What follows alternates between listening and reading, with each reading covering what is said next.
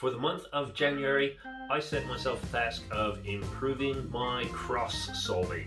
In this video, I'm going to let you know what I tried, I'm going to discuss the things that worked the best for me, and I'm going to let you know whether my cross solving improved as well as my general cube solving times. So I started out in January testing out my cube solving speeds. With no inspection, I ended up at 1.78 seconds to solve the cross, and with inspection included, I was around 2.8, so a lot slower with inspection included. Throughout the whole month, I tried all of the drills that I was using with inspection and without inspection. The thinking for trying both of these was that thinking faster would hopefully lead to being able to consider more options, whereas relaxing would give me the option to look for the most efficient ways, even if they weren't habitual to me yet. So I started out the month trying to find out how efficient my cross solving was. I did 100 solves where I just wrote out what my cross solution was to try and give myself an idea of how many moves it takes me on average. This turned out pretty good. Most people suggest that you should be able to get your cross done in 8 moves or less. On average, I was coming up with cross solutions of 5.5 moves. So that might be efficient, but next up I decided to test out just to see how quickly I could actually execute those. My next 100 solves, I just ended up reading back through the list and trying to figure out the best position to be holding the cube to just execute each of those cross solutions one after another as quickly as I could. One thing I noticed here is I have a lot of tension in my hands when I'm trying to do this. I'm not sure whether that is because I'm trying to do something in under 1 second. I just automatically think I should be tensing up, but relaxing was a really big part of trying to get faster here. In fact, I think that was the main takeaway lesson I took from the entire month, was that you need to be way more relaxed than you think when you're trying to move quickly. Any tension will just lead to lockups and jams, and even if you can see where you need to be going next, your body won't always be able to follow if you use too much force beforehand. I also tried a lot of blind solving the cross, so planning it out, then closing my eyes and seeing could I get it done without having to look. The thinking here was, even though I wasn't thinking about the look ahead for the rest of the cube, any decision making that was going to have to be made during the process is going to slow things down by quite a lot. Here's the one that I found to be the most useful overall. What I ended up doing was, right after scrambling, I would throw the cube once or twice, letting it spin a bunch of times, then whatever orientation it landed in, I was going to plan and solve the cross in exactly that orientation. So whatever color was on the bottom was going to be the cross color, and whatever color was facing me, I would have to do the whole cross with no rotations from there. This meant that a lot more often than not, I was having to deal with a case that was more difficult than what I normally would have gone for. And it meant I had a lot more opportunities to deal with situations with multiple bad edges, which normally I get to avoid when I look for the optimal orientation to solve from. While I could have probably just done this from the scramble orientation, so with the green facing forward and the white facing the top, doing it this way meant I also got to practice a lot in color neutral positions, which I'm trying to get better at as well.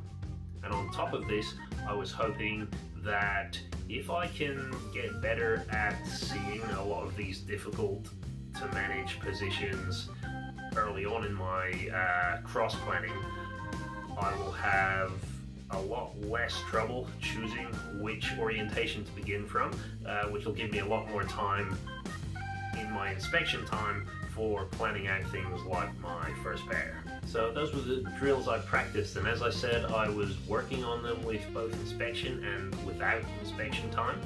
One of the real eye-opening things about this was it gave me a bit of a deeper insight into how important the inspection time is, and actually how deep into training these things you can go. I felt like in the month that I had, I barely scratched the surface just on how much I could improve my cross, let alone adding in X-Cross and first pair and things like that afterwards. But while trying the drills is all well and good, the important thing to find out is, did it actually work? Did my cross solving get any better, both with and without inspection? And has my cube solving improved or changed because of it? It's all well and good to come up with drills that you think you like, but what's important at the end of the day is to have data that backs it up. So here's the results from my January cross training.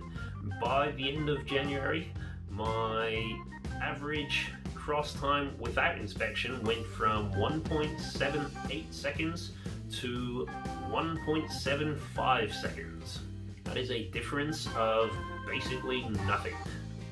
To be honest, I was pretty gutted with this because I really did feel like I was learning a lot, and I feel like I was solving in better ways and in more efficient ways than I had been at the beginning of the month. And if I have to make a guess, I'm gonna put it down to the tension that I talked about earlier. While I might be improving at the way that I see the cross, it seems like when it comes to actually executing it, I am still coming across some problems. Now, these might get better just through practice, and if I keep going the way that I'm going, I might see these improve over time. Or later on, I might find that there is something deeper going on that I need to address in terms of how I'm using my body when I'm solving. In January, as part of a separate challenge, I was also doing a lot of work on breathing and various breathing exercises for sport and endurance. And I tended to find that on days where I did my training, my cube training, after the breath training or the breath challenges, I was usually able to move a lot faster, turn a lot faster. I felt a lot more comfortable and had a lot less tension in my body. If that's something that interests you, let me know and I will make another video on that later on. But for now, let's get back to improvements. So before, my cross time with inspection was pretty slow. It was at 2.8 seconds. By the end of January, I had brought this down to 1.76 seconds. So now, only a difference of 0.01 between my cross solving with inspection and without inspection.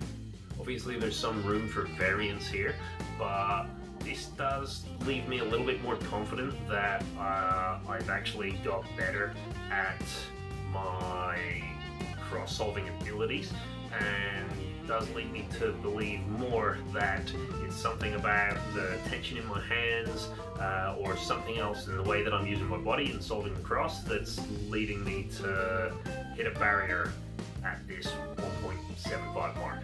One final thing to look at was whether or not this affected my cube solving in general.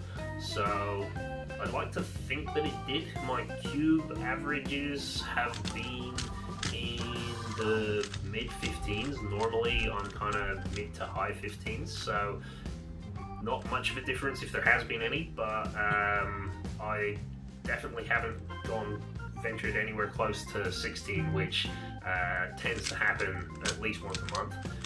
This month as well, I did end up getting a new personal best of 9.19.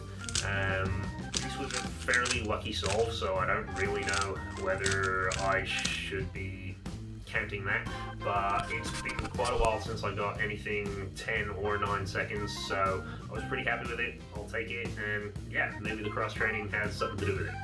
So that's how everything went with cross solving in January. February, I'm looking at solving my first pair as well, so seeing how much I can incorporate into inspection time and how I can be more efficient in solving cross and first pair together. I'll have a video up on how I'm going to go about that in the next couple of days, so feel free to subscribe if you want to stay up to date. Otherwise, let me know what you thought of this video. Let me know if there are any cross-solving tips that you think that I missed. Otherwise, thanks for watching, and I'll see you next time.